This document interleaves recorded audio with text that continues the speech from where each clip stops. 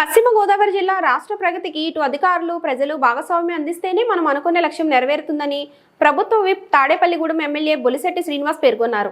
Tadepalligudem municipal కార్యాలయం వద్ద నియోజకవర్గ స్థాయి అధికారులతో ఆయన విజన్ 2047పై సమీక్షా సమావేశం నిర్వహించారు.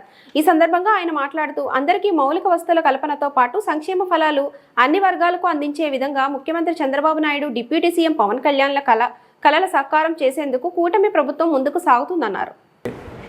ప్రతి పౌరుడికి మనం ఎలాంటి సదుపాయం అందించాలి, అందరికీ ఇళ్ళు ఇవ్వాలి, అందరికీ మౌలిక సదుపాయాలు కల్పించే విధంగా వేసి అడుగునే ఈ విజన్ 2047.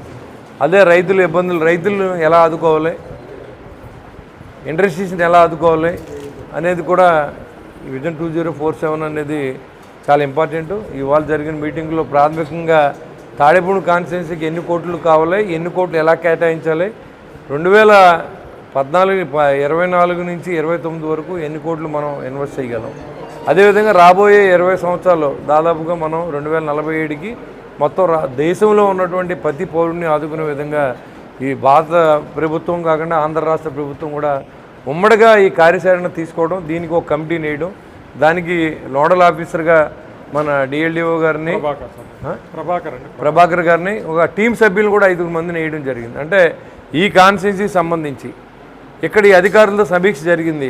పంచాయతీరాజ్కి ఎంత కావాలి, మున్సిపాలిటీకి ఎంత కావాలి, అదేవిధంగా మరి హాస్పిటల్స్కి ఎంత కావాలి, మరి హౌసింగ్కి ఎంత కావాలి, టిట్కో ఇళ్ళకి ఎంత కావాలనేది ఒక బడ్జెట్ తయారు చేసి మరి ఎలా మనం ఆదుకోవాలనే దానికి ఒక ఆలోచన జరిగింది. ఇవాళ ప్రప్రథమంగా ఈ కాన్స్టిట్యున్సీకి సంబంధించి ఆ రికార్డుని అంతా కూడా మరి డిస్ట్రిక్ట్ ఆఫీసర్గా ఇక్కడ చైర్మన్గా నేను ఉంటాను, అదేవిధంగా జిల్లా చైర్మన్గా ఇన్ఛార్జ్ మంత్రి గారు, అదేవిధంగా జిల్లా కలెక్టర్, వీళ్ళందరూ కూడా మళ్ళీ ఆ దాంట్లో మెంబర్స్గా ఉంటారు. ఈ కాన్స్టిట్యున్సీ నుంచి ఏం కావాలనేది ఇక్కడ చెప్పడం, మరి ఆంధ్ర రాష్ట్రానికి ఏం కావాలని, జిల్లాకి ఏం కావాలనేది కలెక్టర్ గారి ద్వారా పంపించడం, దాన్ని ఏ రకంగా మన కేంద్ర ప్రభుత్వం నుంచి ఏమి నిధులు వస్తాయి, రాష్ట్ర ప్రభుత్వం నుంచి ఏ నిధులు వస్తాయి అనే దానికి ఈ 2047 విజన్ 2047 ప్లానింగ్కి ఈ మీటింగ్ ఏర్పాటు చేయడం జరిగింది. దీనికి ఇచ్చేసిన ఆల్ డిపార్ట్మెంట్స్ అధికారులందరికీ మరి నేను కృతజ్ఞత తెలియజేసుకుంటూ రాబోయే రోజుల్లో ఈ ప్రజల అవసరాలను తీర్చడానికి మీరందరూ కూడా మాతో పాటు సహకరించవలసిందిగా కోరడం జరిగింది. దాంతోపాటుగా ప్రజలు కూడా సహకరించవలసిన అవసరం ఉంది. ఇవాళ ప్లాస్టిక్ని పూర్తిగా మనం ఆపితేనే కానీ ఈ రాష్ట్రం బాగుపడదు. ముందు ఎక్కడా కంపోస్ట్ చేయట్లేవు. మొన్న కూడా చెప్పాను, మన దగ్గర 1,00,000 టన్నుల చెత్త ఉంది. అదే ప్లాస్టిక్ కలవకపోతే మన దగ్గర కొన్ని కోట్ల రూపాయల ఆదాయం ఉన్నట్టు దాన్ని పట్టుకుపోతారు రైతులు. కానీ ఇవాళ దానికి 10 కోట్లు పెట్టుబడి పెట్టి మళ్ళీ దాన్ని వేరే ప్లాంట్కి తోలవలసి వస్తుంది.